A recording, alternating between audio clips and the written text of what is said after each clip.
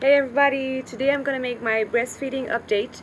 So, Tegan is exclusively breastfed and he is 2 months and a half old now. I'm sorry I'm making this video super late. I just don't have a computer and everything has been so crazy since he was born. We're so busy, it's madness.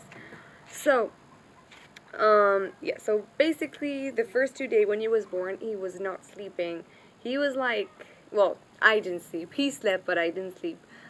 Because he spent the whole night on the boob. Basically, he woke up like, I think, 6 times during the night to go on the boob. And he was just like eating for hours and hours straight.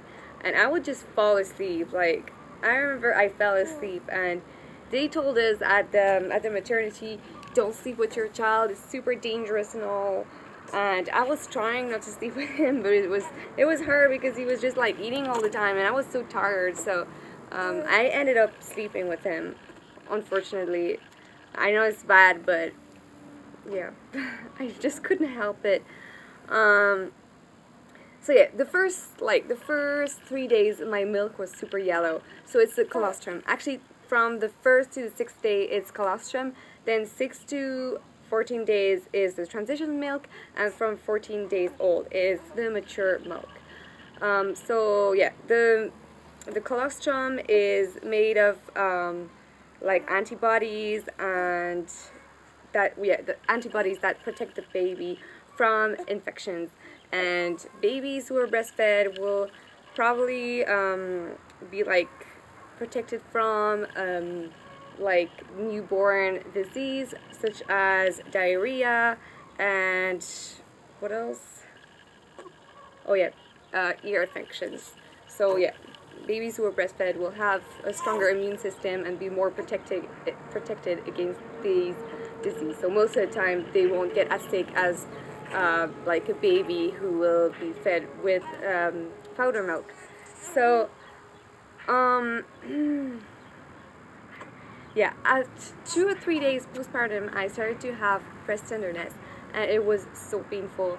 So the midwife gave me some like layers of clay that you put in water so it gets humid, and you put it on the boob for like an hour and really ease the pain. It was great. And she also gave me homeopathy because it was so painful, and this helped as well. And also for milk milk supply, to keep the milk supply up, they gave me some homeopathy as well and some breastfeeding tea. So homeopathy was called alfalfa. So I guess it's in France. Maybe in other countries it's called differently. So yeah, the first days it was a bit hard to find a good position for him to breastfeed because his mouth was really small, so he couldn't latch properly. He was only like latching on a very tiny part of the boob, and it was really painful and it really hurt. So I was putting some cream called what's it called again? Lanolin. It's called lanolin, and it really helps because it's very fat in the boob. It looks like Vaseline but much fatter, and it really helps. So I was putting this, and yeah, after like a week he was latching better, but like the first days it was really hard just because his mouth was so small. And yeah, it was so painful, and I was like, oh my god, I hope that it's gonna change, because if he's like this all the time it's really gonna be so painful. But yeah, the beginning with breastfeeding are not easy. Also the first days, I didn't know until I had given birth to him, but the first days when you breastfeed, you get contractions and it hurts. So the midwife gave me some paracetamol and I had to take it every 6 hours. So obviously those contractions hurt, but they're like obviously not as painful as the contractions you get when you're in labor. Like nothing to do with this, but it's like contractions. It looks like you're having your period, but it's more painful. That was my experience of it. So yeah, the first weeks he was on the boob like every hour or so, and he would be on the boob for like 20 to 30 minutes. And because like, and then afterwards it was getting worse and worse. He was on the boob like every 20 minutes, and that was a big problem because of this he was like throwing up a lot, and he was crying so much, and he like he was thinking that you know, he wanted to be on the boob to be reassured, but in fact being on the boob was making things worse because he would eat even more, and his stomach is so small, it can't take much milk, you know. So basically he was eating too much and throwing up, and this created him heartburns. So oopla, his nose is dirty. So yeah, the pediatrician told me that I really had to space up the you know, I really had to space up his meals basically, and so I had to feed him every 2 hours. So now I'm pretty strict on the schedule, so he eats every 2 hours, unless it's like, so I try to make him burp every time that he eats, after he eats. I pump my milk. I try to pump my milk every day. I pump like 150 to 200 milliliters, so that, for example, if I have something to do, my mom, if she takes care of him, she can feed him, or you know, if I have to go somewhere, she can feed him. So yeah, when he has the bottle, he eats 160 milliliters, so he's a big eater. I do take my breastfeeding teas every day, and I think it's keeping the milk supply pretty up. And I drink a lot of water. When you breastfeed, you have to drink at least like 1.5 liters of water. It's just like you drink as much as when you were pregnant, or even more. Like, I know that when I was pregnant, I was drinking like crazy. But now I try to drink more. I'm not as thirsty as when I was pregnant, but I force myself to drink because I know it's important.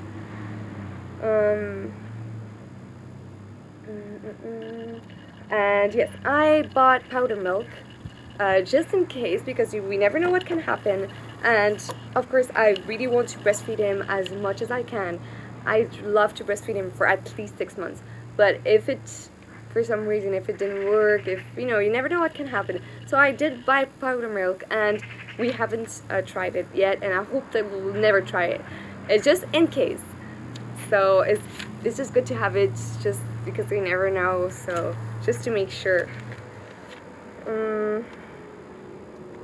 So yeah, of course, when you breastfeed, the relationship you have with your baby is great, you know. Now he really looks at me very deep in the eyes when he eats, and he looks at me and he's like, it's so funny because he touches my boob, and he scratches it, he grabs it. It's funny. And he likes to pinch his cheeks and his eyes when he eats. It's really cute. And breastfeeding is so handy. Like, I couldn't imagine myself having to make the bottles during the night when he wakes up, or like even when we go out, having to bring all the stuff, all the gear for the bottles. I think it's so much handier, and it's so much better for the baby.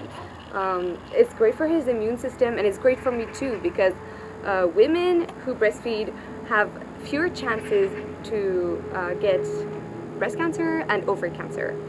I've read an article that said that in underdeveloped countries such as in Africa, in China, or like even in Russia, because a lot of women breastfeed over there, comparing to like in Europe or in America, there are more cases of breast cancer in Europe and in America than in other countries. Why? It's because women have less children, and most of them will not breastfeed, or they would only breastfeed for like a month or two, and it's not enough. So women in Europe and in America have more breast cancer than other women in other countries. So I thought that was interesting.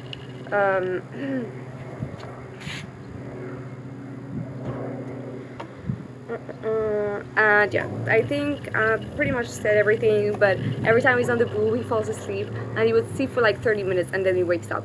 So he doesn't really sleep during the day. Well, he will sleep 30 minutes here and there, but he's not like fast asleep, it's just like a bit of sleep. But yeah, anyways, so that's all for now, and yeah, I don't regret breastfeeding him. It's like great. I think it's it was really the perfect option for me, and I couldn't imagine just feeding him with the bottle right now. So yeah, but if you choose not to breastfeed, it's fine. We all know what's better for our families and our babies. So I think it's a very personal choice, and you should really listen to your heart. If you want to breastfeed, breastfeed. But if you're just like, if your mom or your cousin tells you, oh, you have to breastfeed and you don't feel like it, don't do it, because your baby will feel it if you don't like it. So it's better just to follow your heart, I guess. So, so yeah.